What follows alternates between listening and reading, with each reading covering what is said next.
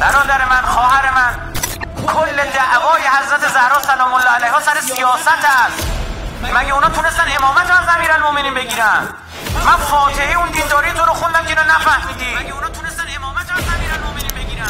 مگه امامت علی رو تونستن بگیرن؟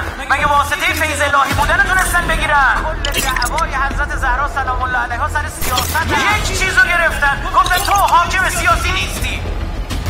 کل قیام حضرت زهرا بر همینه. میگه حکومت فقط مال علی است.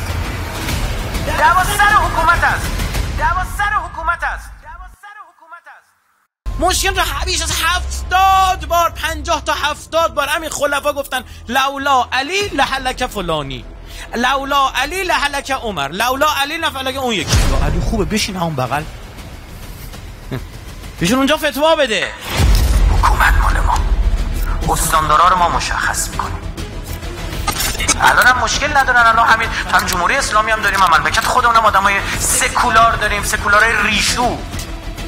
اون وقت شیطنت این بود که سیاست از مذهب خارج است و بسیار ضرر به ما زدند و ما بسیار ضرر خوردیم و آنها هم بسیار نفع بردن.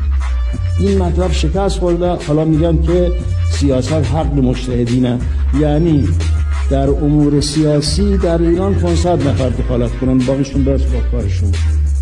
یعنی مردم برن سراغ کارشون، هیچ کار به مسائل اجتماعی نداشته باشن و چند نفر پیرمرد مولا بیان دخالت بکنن. این از اون توطئه سابق بدتر است برای ایران، برای اینکه اون یه عده از علما را کنار میگذاشت، منتها به واسطه اونها یه قشر زیادی کنار گذاشتن میشن. این تمام ملت رو میخواد کنار بگذاره.